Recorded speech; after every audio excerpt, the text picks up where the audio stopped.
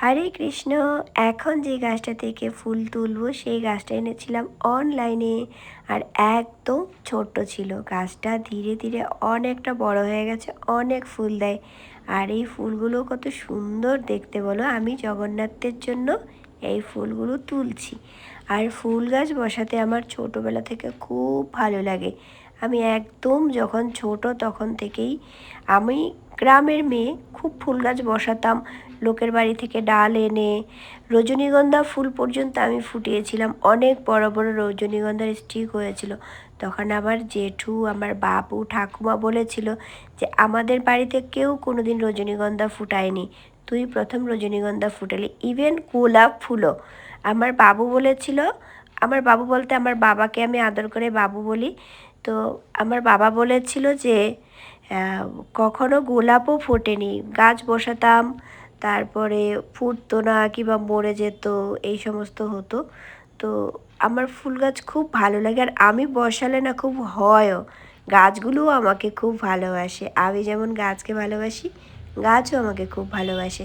আর জগন্নাথের কথা কি বলবো, আর সব ফুল তো আমি জগন্নাথের জন্যই বসাই, ফুল গাছগুলো। আর ছোটোবেলা থেকে, একদম ছোটোবেলা থেকেই আমার পূজা পার্বণ ভালো লাগে। কিন্তু আমি প্রথমেই জগন্নাথকে যে ভালোবাসি সেই রকম না। আমি আসলে তখন বুঝতে পারিনি যে কৃষ্ণকে ভালোবাসতে হয়। কৃষ্ণ সবার উপরে, কৃষ্ণকে ভালোবাসলে সবাইকে ভালোবাসা হয়ে যায়, কৃষ্ণর পুজো করলে সবার পুজো হয়ে যায়। তখন এই ব্যাপারগুলো আমি একদম বুঝতে পারিনি। তো সবার দেখা দেখি আমি অন্য দেবদেবীর পূজা করা শুরু করি। একদম ছোটোবেলাতে আমি করেছিলাম যেটা, যে নারিকেল কোড়ার পরে একটা হয় না বাটির মতো।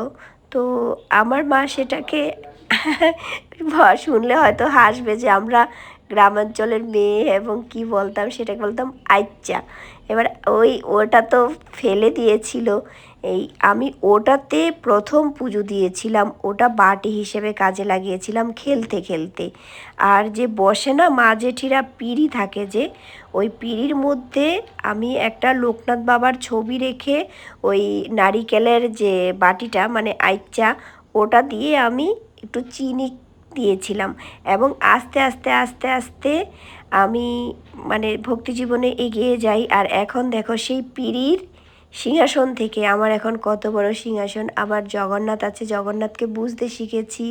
এখন আমি কৃষ্ণকে পুজো করি, আর সবার পুজো এমনিতেই হয়ে যায়, আলাদা করে কাউকে পুজোই করতে হয় না। তোমরাও সেটাই মেনে নাও, জেনে রাখো যে কৃষ্ণ সবার উপরে, কৃষ্ণ ভক্ত হও, কৃষ্ণ সব কিছু করে দেবে তোমাকে। হরে কৃষ্ণ।